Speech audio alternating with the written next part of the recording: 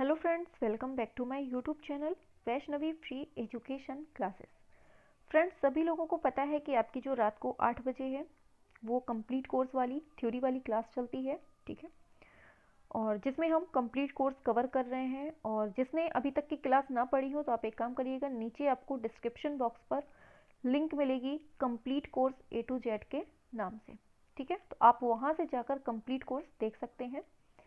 और अभी जो है 2 दिन पहले हमने आपके जो ग्रुप से हैं वो हमने स्टार्ट किए थे, जिसमें हमने पहली क्लास कंप्लीट की, फिर दूसरी कंप्लीट की, और आज जो अपनी तीसरी क्लास है ग्रुप से की। जिसने वो 2 क्लासें ना देखी हो तो आप देख लीजिएगा, ठीक है।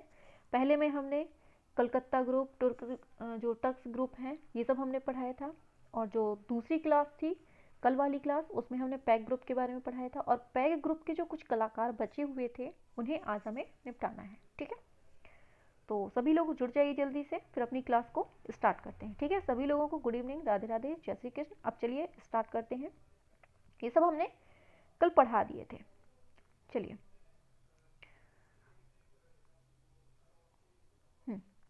तो देखिए, हमें पढ़ना है KH आरा के बारे में। फुल नेम पूछ लेगा तो याद रखना है कृष्ण हवला जी आरा इनको कहते हैं। और इनका जन्म कब होता है? 1914 ईस्वी में। और 85 में जो है इनकी मृत्यु हो जाती है, ठीक है।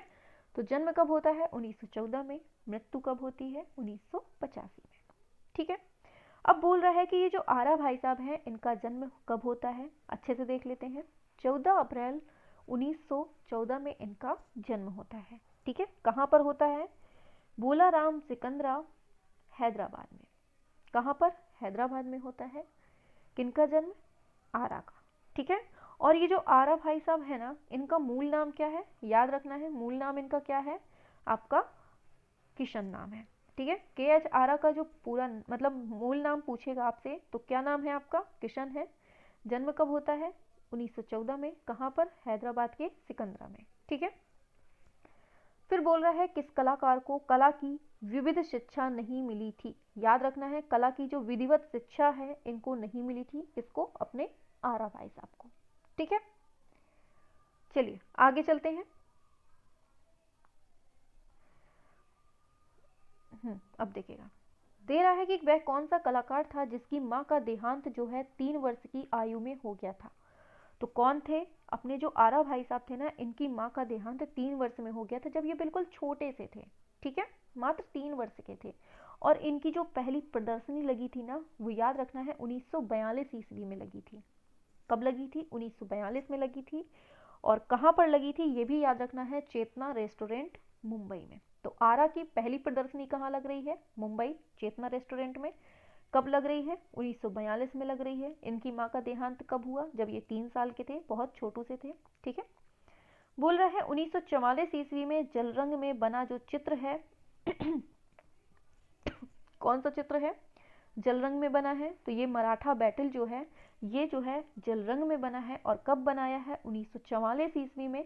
तो याद रखना है, इनको गवर्नर पुरस्कार मिला था इस कृति के लिए। इनके इस जो चित्र को बनाया है मराठा बैटल जलरंग में, इसके लिए गवर्नर जो पुरस्कार मिला था, किसको मिला था? अपने भाई साहब आरा को, KH आरा को। 1944 ईस्वी में जलरंग में बना जो चित्र है मराठा बैटल, इसके लिए गवर्नर पुरस्कार मिलता है, ठीक है, याद रखना है। आगे देखते हैं। आगे दे रहा है कौन सा कलाकार है जो गिर गांव के केतकर इंस्टीट्यूट, इंपॉर्टेंट है, याद रखना है। कौन कलाकार है जो गिर गांव के केतकर इंस्टीट्यूट से इंटरमीडिएट ड्राइंग ग्रेड तथा बाद में आर्ट मास्टर की डिग्री ली थी? तो कौन है ये भाई साहब? आरा है। पूछेगा केतकर इंस्टीट्यूट से शिक्षा किसने ली है, कुल मिलाकर ये पूछेगा कि केतकर इंस्टीट्यूट से शिक्षा किसने ली है। तो याद रखना है, आरा ने ली है, ठीक है। चलिए चलिए आगे देखते हैं। बोल रहा है कि वह कौन कलाकार है जो दृश्य चित्र, स्टिल स्टिल लाइफ, मतलब बोल रहा है कि किसने मतलब दृश्य चित्र बनाए हैं, जिनमें से कौन कौन से? स्टिल लाइफ, पौराणिक, ऐतिहासिक और जनजीवन से संबंधित जो चित्र हैं, दृश्य चित्र, किसने बनाए हैं? याद रखना है, KH आरा ने बनाए हैं। किसने बनाए हैं? KH आरा ने, ठीक है। फिर बोल रहा है कौन कलाकार है जो तेल रंग में स्टिल लाइफ तथा नग्न नारी का चित्रण किया? मोस्ट इंपॉर्टेंट है, पूछा जाता है। स्टिल लाइफ किसमें बना है? तेल रंग में। नग्न नारी किसमें बना है? तेल रंग में बना है। बनाने वाले कौन है आपके, KH आरा है। ठीक है, समझ में आना चाहिए, बहुत इंपॉर्टेंट है। यहाँ से जो है ना क्वेश्चन बहुत पूछे जाते हैं। चलिए आगे चलते हैं। बोल रहा है कि आरा की दत्तक पुत्री कौन थी, मतलब गोद ली हुई पुत्री कौन थी, तो ये है आपकी रुखसाना पठान। ठीक है, रुखसाना पठान को जो है किसने गोद लिया था, आरा को, आरा ने लिया था। ठीक है, और पैग का वह कलाकार जो आजीवन कुंवारा रहा है, याद रखना है कुंवारे थे इसलिए इन्होंने बच्ची को गोद ले ली थी, और जो वो लड़की थी उनकी पुत्री थी, कौन था, रुखसाना पठान था। ठीक है, और कौन आजीवन कुंवारे रहे, याद रखना है ये थे आरा भाई साहब, हमेशा कुंवारे ही रहे। ठीक है, और वर्ष 1963 ईस्वी में आरा ने मुंबई में, याद रखना है 1963 ईस्वी में आरा ने मुंबई में अपने कौन सी चित्र श्रृंखला को प्रदर्शित किया था, बहुत इंपॉर्टेंट है, ब्लैक न्यूड। ठीक है, याद रखना है 1963 में आरा ने कहां पर, मुंबई में कौन सी चित्र श्रृंखला प्रदर्शित की, ब्लैक न्यूड को प्रदर्शित किया था। ठीक है, यहां से जितने क्वेश्चन बन सकते थे हमने आपको बताए। अब देखिए इनके बारे में कुछ मोस्ट इंपॉर्टेंट दिया है। आरा की प्रमुख कुछ कलाकृतियां दी हैं, तो कौन कौन सी हैं, red flowers, window light, blue pot, हरा सेब, ब्रेकफास्ट टेबल, लॉट्स पॉन्ड आदि जो कलाकृतियां हैं इसमें हरे, पीले, नीले, गुलाबी तथा चटक लाल रंगों का सम्मिश्रण देखने को मिलता है। किसकी कलाकृतियों में, आरा की प्रमुख जो कलाकृतियां हैं। ठीक है, ये जो देखने को मिली है, आपको पूछ लेगा आपसे। ब्रेकफास्ट टेबल जो है किसकी कलाकृति है, याद रखना है आरा भाई साहब की है। ठीक है, अब कुछ इनकी सजीव आकृतियां देखने को मिलती हैं, जैसे पोर्ट्रेट ऑफ अ वुमेन, पूछ लेगा किसकी है, तो किसकी है आपके भाई साहब, आरा की है। फिर बोलेगा spring festival, horse racing, six works, wood cutter, Juhu beach, drummer, एक सेकेंड ऊपर कर देते हैं थोड़ा सा, drummers man with red shawl, grinding miller, nude, ये सब किसकी हैं कलाकृतियां, जो कि सजीव आकृतियां हैं, किसकी हैं आपकी, आरा भाई साहब की। ठीक है, तो यहाँ से जो आरा भाई साहब थे, KH आरा, ये निपट चुके हैं, यहाँ से बिल्कुल से खल्लास हो चुके हैं। अब यहाँ से दूसरे आते हैं कौन, बहुत इंपॉर्टेंट, आपके MF हुसैन। ठीक है, आते हैं MF हुसैन, तो इनका फुल नेम क्या है, आपके सामने है, मकबूल फिदा हुसैन। ठीक है, किसका नाम है, MF हुसैन का। इनके जन्म की बात की जाए तो 1915 में होता है, मृत्यु कब होती है, 2011 में। तो याद रखना है MF हुसैन जो है काहे के लिए फेमस है, पहली बात भारतीय आधुनिक चित्रकार के रूप में कौन फेमस है आपके, ये MF हुसैन है। और इनके जन्म की बात की जाए तो कब होता है, 1915 में होता है, कहाँ पर, पंढरपुर महाराष्ट्र में। पूछ लेगा आपसे कि MF हुसैन का जो जन्म है कब होता है, पहली बात 1915 में, कहाँ पर, पंढरपुर महाराष्ट्र में। ठीक है, फिर पूछेगा कि इन्होंने जो आर्ट की शिक्षा है कहाँ से ली है, आर्ट की शिक्षा, तो याद रखना है कहाँ से ली है, इंदौर से ली है। ठीक है, इंपॉर्टेंट है ये सारी चीज। फिर पूछेगा कि जो इन्होंने कला की शिक्षा तो ले ली इंदौर से, लेकिन इनके गुरु कौन थे, अब भाई गुरु का नाम भी तो इंपॉर्टेंट है, तो याद रखना है दत्तात्रेय दामोदर देवलालीकर। ठीक है, पूछ लेगा कि ऐसे क्वेश्चन पूछता है उल्टा करके, दत्तात्रेय दामोदर देवलालीकर जो हैं ये किसके कला गुरु थे। अब 4 ऑप्शन दे देगा, उसमें से आपको ढूंढना पड़ेगा कि कौन, MF हुसैन। ठीक है, हाँ चलिए चलिए आगे चलते हैं। आगे दे रहा है कि किस कलाकार ने 1936 ईस्वी में JJ स्कूल ऑफ आर्ट में प्रवेश लिया और वहां पर सिनेमा होर्डिंग बनाते तथा फुटपाथ पर सोते थे। देखिए कितना मतलब संघर्षमय जीवन रहता है बहुत से लोगों का, और उन्हीं में से एक जो संघर्षमय जीवन दिख रहा है आपको, ये कौन है आपके, MF हुसैन। तो देखिए 1936, और देखिए एक चीज़ और, जो संघर्ष करेगा वो ही आगे बढ़ेगा। ठीक है, क्योंकि संघर्ष के बिना जीवन गुजारना बहुत मतलब संघर्ष ही जीवन है, अगर जीवन है तो संघर्ष होगा ही होगा। जैसे आप लोगों का संघर्ष चल रहा है, आप जितना ज़्यादा धार देंगे अपने जीवन को, जितना ज़्यादा खुद को धार पर चलाएंगे, उतना ही आपके अंदर ज्ञान उड़िलता चला जाएगा, है ना। वैसे ही इसमें दे रहा है कि कौन सा कलाकार है जिन्होंने 1936 ईस्वी में JJ स्कूल ऑफ आर्ट में प्रवेश लिया था और वहाँ जो है सिनेमा होर्डिंग बनाते थे, और कहाँ पर सोते थे, फुटपाथ पर सोते थे MF हुसैन। ठीक है, अगर वो फुटपाथ पर ना सोते और ये सब चीज़ ना संघर्ष करते तो आज इनका नाम शायद हम लोग ना पढ़ पा रहे होते। ठीक है, आगे किस कला कलाकार ने 1941 ईस्वी में फर्नीचर डिजाइनर का कार्य किया था? किसने किया था? हुसैन ने किया था, अभी जस्ट ऊपर पढ़ा है। वह कौन सा कलाकार है जो 1946 ईस्वी में नौकरी छोड़कर, याद रखना है नौकरी छोड़ दी थी इन्होंने, और ये जल रंग में दृश्य चित्र बनाने लगे थे, जल रंग से दृश्य चित्र बनाने लगे? कौन आपके? एमएफ हुसैन भाई साहब। ठीक है, चलिए आगे चलते हैं। आगे दे रहा है एमएफ हुसैन जो है ये 1947 ईस्वी में सुनहरा संसार नामक कला प्रदर्शनी इन्होंने प्रदर्शित की थी। याद रखना है, सुनहरा संसार नामक कला प्रदर्शनी प्रदर्शित की, जिसे देखने कौन चित्रकार आए थे? याद रखना है, आरा आए थे और सूजा। बनाने वाले कौन थे? एमएफ हुसैन थे। 1947 में बनाया था क्या? सुनहरा संसार। ठीक है, चलो आगे आगे, हाँ चलिए आगे चलते हैं। 1950 ईस्वी में कौन जो है अपने चित्रों की एकल प्रदर्शनी मुंबई में लगाते हैं? तो ये है हुसैन भाई साहब। और एमएफ हुसैन जो है इनका पूरा नाम अभी पढ़ चुके हैं, मकबूल फिदा हुसैन है। और आगे देख लेते हैं, चलिए आगे दे रहा है 1900, अरे कहाँ चले गया, चलिए यहाँ तक हो गया था। हाँ, यहाँ से देखना था कि 1955 ईस्वी की जो राष्ट्रीय कला प्रदर्शनी है इसमें केंद्रीय ललित कला का प्रथम जो पुरस्कार दिया गया, किसको दिया गया? इंपॉर्टेंट है, याद रखना है, किसको? एमएफ हुसैन को। तो 1955 ईस्वी की जो राष्ट्रीय कला प्रदर्शनी है इसमें केंद्रीय ललित कला का जो पहला पुरस्कार दिया गया था, किसको दिया गया था? एमएफ हुसैन को।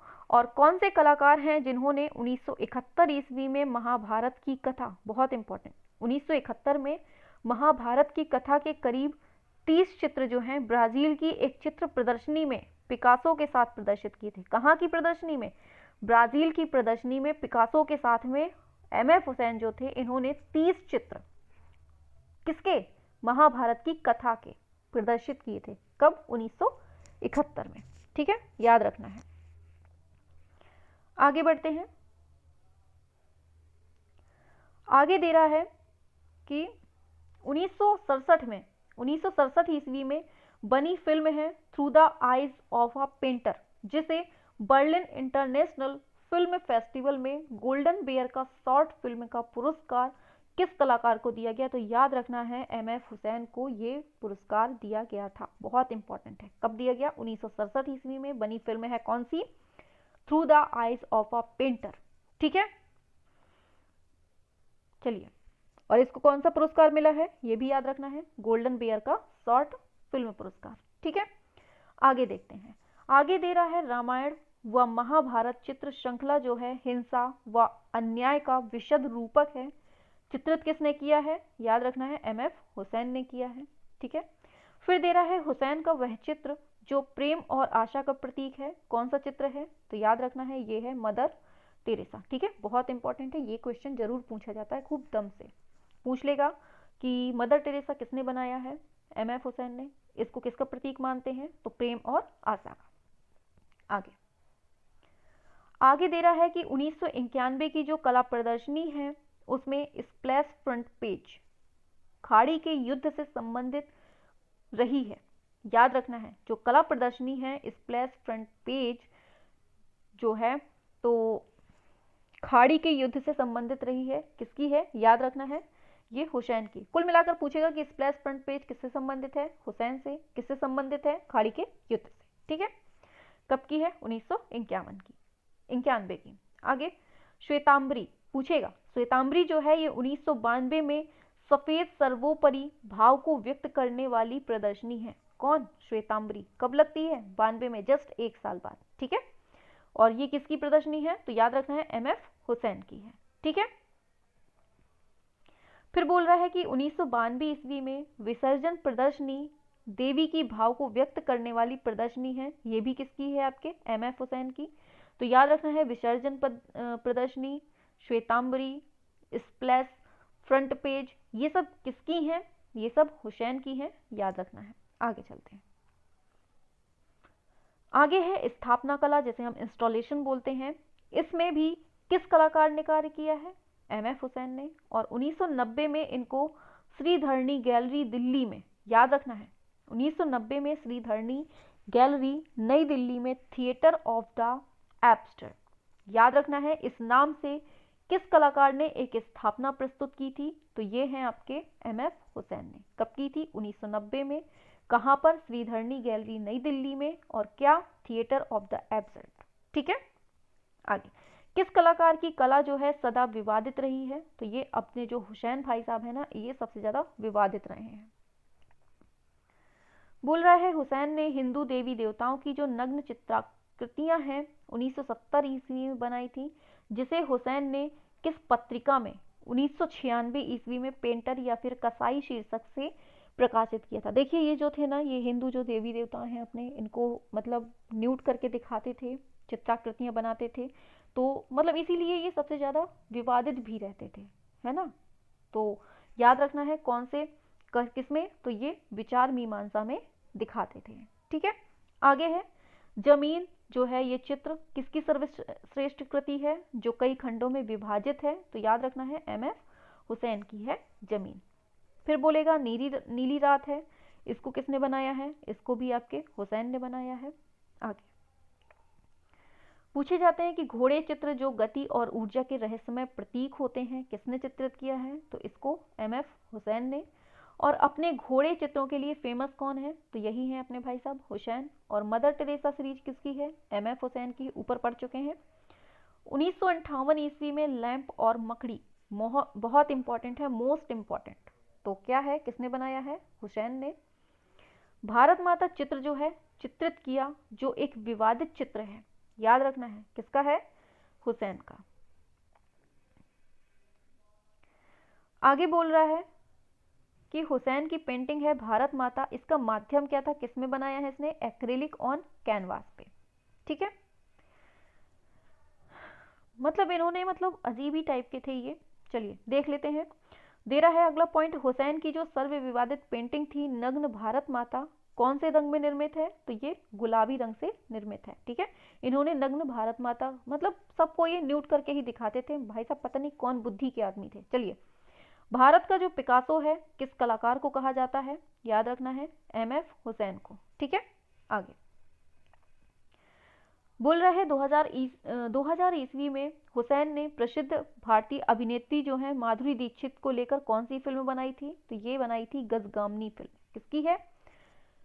हुसैन की। ठीक है, और एम.एफ. हुसैन ने जो है 2004 में अभिनेत्री तब्बू को लेकर कौन सी फिल्म बनाई थी? मीनाक्षी आ टेल ऑफ थ्री सिटीज।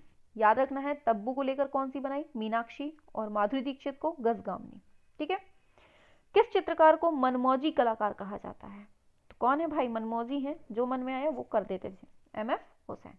ठीक है, आगे है एम.एफ. हुसैन ने अपने जीवन में लगभग कितनी फिल्मों को बनाया है? तो ये हैं 12 फिल्मों को बनाया है। और दे रहा है एम.एफ. हुसैन जो है किस लघु चित्र शैली से प्रभावित थे? तो ये बसोहली शैली से प्रभावित थे। इनको जो है राज्यसभा का सदस्य भी चुना गया। और कब चुना गया? 1986 में चुना गया था। ठीक है, आगे एम.एफ. हुसैन को पद्मश्री, पद्म भूषण, पद्म विभूषण का जो पुरस्कार मिला है, कब मिला है? याद रखना है, तीनों मिले हैं इनको भी। ठीक है, पद्मश्री मिला है 1966 में, भूषण मिला है 1973 में, और विभूषण मिला है 1991 में। तो 66 में श्री मिलता है, पद्म भूषण 1973 में, और 1991 में पद्म विभूषण। दे रहा है कि एम.एफ. हुसैन को राष्ट्रीय ललित कला अकादमी नई दिल्ली द्वारा कला रत्न कब दिया गया? मोस्ट इंपॉर्टेंट, कि इनको देख रहे हैं कि इन्होंने अजीब अजीब हरकतें की और इसीलिए ये फेमस होते चले गए, बहुत आगे तक निकलते चले गए। तो देखिए एम.एफ. हुसैन को जो है राष्ट्रीय ललित कला अकादमी नई दिल्ली द्वारा कला रत्न जो है मिला था। कब? 1978 ईस्वी में। ठीक है, आगे चलते हैं। बोल रहे हैं कि बनारस हिंदू विश्वविद्यालय जो है जामिया मिलिया इस्लामिया और साथ में मैसूर विश्वविद्यालय द्वारा विद्या वाचस्पति मानद उपाधि, इंपॉर्टेंट है, याद रखना है, विद्या वाचस्पति मानद उपाधि जो है किसको मिली है? आपके एम.एफ. हुसैन को। ठीक है, याद रखना है, बहुत इंपॉर्टेंट है। दे रहा है कि राजा रवि वर्मा अवार्ड जो है ये केरल सरकार के द्वारा हुसैन को कब दिया गया, याद रखना है 2007 में मिला है। बहुत टैलेंटेड पर्सन थे, ठीक है, याद रखना है, तभी इतने आगे बढ़ते चले जा रहे हैं। संघर्ष में जीवन रहा है पूरा, लेकिन फिर भी अपनी इनकी मतलब इनकी ऐसी बुद्धि थी, मनमौजी इसीलिए कहा गया है इनको, मनमौजी इसीलिए कहा गया है। आगे हुसैन से अरे हुसैन शैली जो है इसकी विशेषता क्या है, मोटी रेखाओं में घिरी आकृतियां जो हैं ये हुसैन शैली की विशेषता है। एम एफ हुसैन बोल रहा है, एम एफ हुसैन जो है ये भारत कब छोड़कर चले गए, 2006 में चले गए थे, और 2010 ईस्वी में कतर की नागरिकता ले ली थी। किसने, आपके हुसैन भाई साहब ने। देख रहे हैं मनमौजी टाइप के हैं, जहां मन किया चले गए, आप लोगों के जैसे हैं। आप लोग भी एक दिन ऐसे ही नाम कमाने वाले हैं, हमें लग रहा है। चलिए, 9 जून 2011 ईस्वी को 95 वर्ष की अवस्था में मतलब आयु में एम एफ हुसैन की मृत्यु हो जाती है। कहाँ पर होती है, लंदन के ब्रॉम्पटन अस्पताल में। पूछेगा आपसे, लंदन के ब्रॉम्पटन अस्पताल में जो मृत्यु हो रही है किसकी, एम एफ हुसैन की, कब होती है, 2011 में। और हुसैन पर जो है कौन सी कलावाद का प्रभाव पड़ा है, याद रखना है, किसका, घनवाद का इसमें प्रभाव देखने को मिला है। अब इनकी कुछ कलाकृतियां हैं, देख लेते हैं। पोर्ट्रेट ऑफ चांद बीबी किसने बनाया, हुसैन भाई साहब ने। Post card, women at work, Rajasthani women, black hill, blue figure and tiger, toy horse, Ganesh series, umbrella series, Devdas series, horse series, Ramayan series, Mahabharat series, Allah, mother Teresa series, Bundi, Zameen, Madhuri Dixit, अंतिम भोज। ये जो कृतियां हैं ना ये सब किसकी है, इनमें से एक आपको ऑप्शन में दे देगा, अरे इनमें से एक आपको क्वेश्चन दे देगा, पूछ लेगा कि कौन पूछेगा, अम्ब्रेला सीरीज किसने बनाई, बताना पड़ेगा आपको किसने बनाई, एम एफ हुसैन ने। ठीक है, तो आई होप कि बहुत अच्छे से समझ में आ गया होगा। अब ये जो गायतोंडे भाई साहब हैं इनको निपटाते हैं कल। ठीक है, ऐसे ही सारे जितने भी कलाकार हैं ना आपके, सब कुछ निपटाते हुए चलेंगे, सारे ग्रुप्स हो जाएंगे। फिर उसके बाद हम आपके जो और कलाकार होंगे यूपी के होंगे उनको भी निपटा देंगे। ठीक है, चलिए फिर मिलते हैं नेक्स्ट क्लास में। और हाँ, क्लास पसंद आई हो तो dot dot dot dot dot बस। ठीक है, चलिए फिर मिलते हैं नेक्स्ट क्लास में। तब तक के लिए जय हिंद, वंदे मातरम, tata, bye bye, good night, see you. अब आराम से सो जाइए।